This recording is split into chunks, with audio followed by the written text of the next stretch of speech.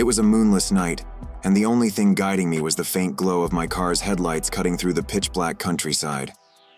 I've always found night drives peaceful, a way to clear my head. But tonight felt different. There was an unsettling stillness in the air, as if the world was holding its breath. As I drove down the winding road, the radio, which had been my only companion, started crackling. Static filled the car, and I reached to tune it, but before I could, a voice whispered through the white noise. It wasn't just any voice. It was unmistakably my brother's, who had passed away years ago. "Turn back," it said, barely audible.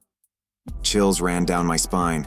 I shook my head, thinking it was just my imagination playing tricks on me. The road ahead seemed to stretch endlessly into darkness.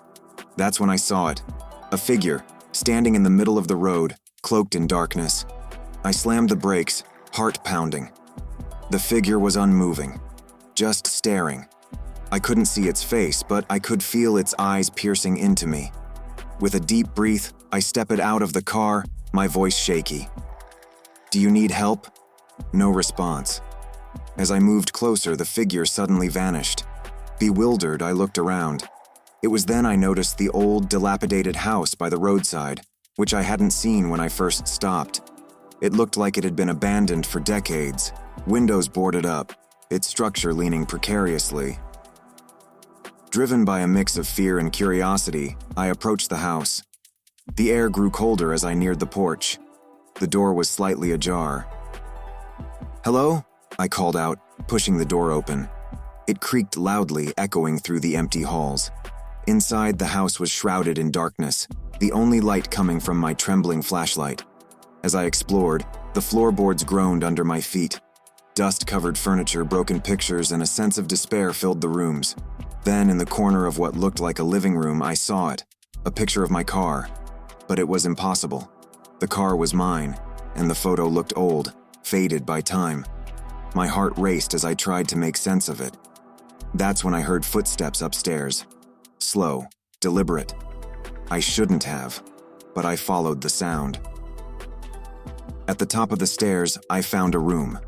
The door was closed, but light seeped through the cracks. I pushed it open. The room was different, cleaner, as if untouched by time. And there, sitting at a desk, was a man, writing. He didn't seem surprised to see me.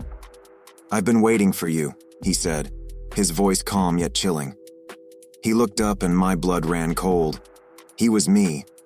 An older, more haggard version, but unmistakably me. He began to explain. He was me from another time, a time where I had made a different choice, a choice that led to a never-ending cycle of horror and regret.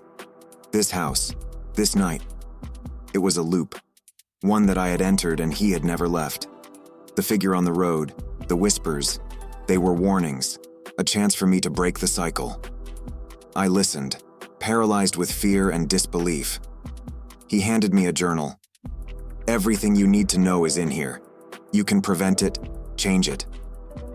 His eyes were filled with a sorrow that mirrored my own. I took the journal, and as I did, the room started to fade, the walls crumbling into nothingness.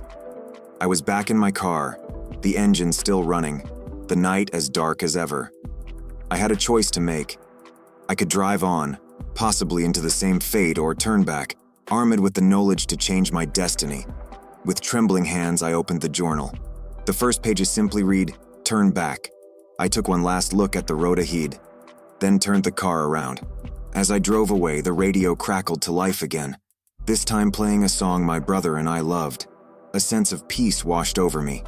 I didn't know what the future held, but I knew I had the power to face it. The end of the road wasn't the end of my story. It was just the beginning.